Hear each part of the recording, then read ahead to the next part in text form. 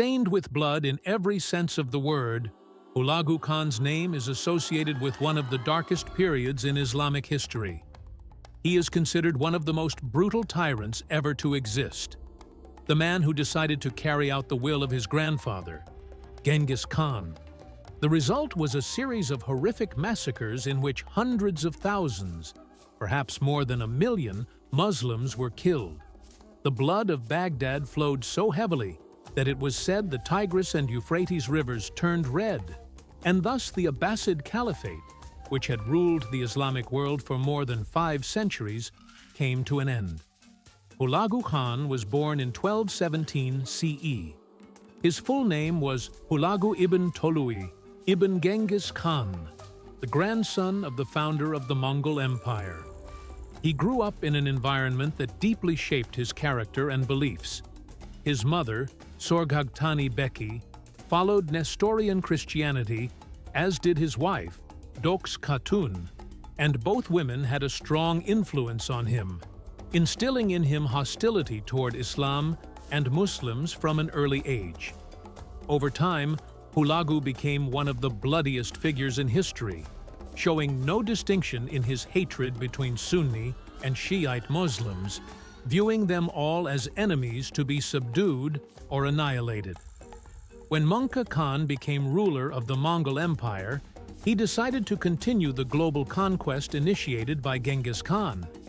He divided the major campaigns, assigning Hulagu to lead the invasion of the Islamic world, giving him clear orders. Anyone who refused submission was to be destroyed, even if he were the caliph of the Muslims. Hulagu marched at the head of a massive army estimated at around 250,000 elite Mongol soldiers. He began by eliminating the Ismaili strongholds in Persia, most notably the heavily fortified Alamut Castle, which he besieged, destroyed, and whose defenders he massacred. With that, the road was cleared toward his ultimate target, Baghdad. At that time, the Abbasid Caliphate was at its weakest. Caliph al-Musta'sim was weak-willed and inexperienced in warfare, relying on corrupt advisors, most notably Ibn al-Alqami. The army had been drastically reduced, and no serious preparations were made to face the looming threat. Despite knowing that he could not withstand the Mongols, the caliph refused submission or political compromise, a decision that proved catastrophic.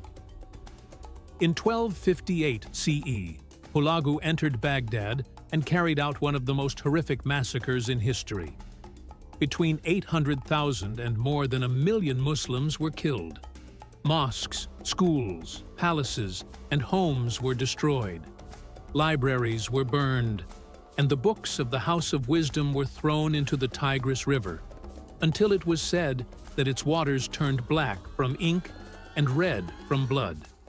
The caliph was executed in a humiliating manner, his sons and family were killed, and with that, the Abbasid Caliphate came to an official end. Hulagu did not stop at Baghdad.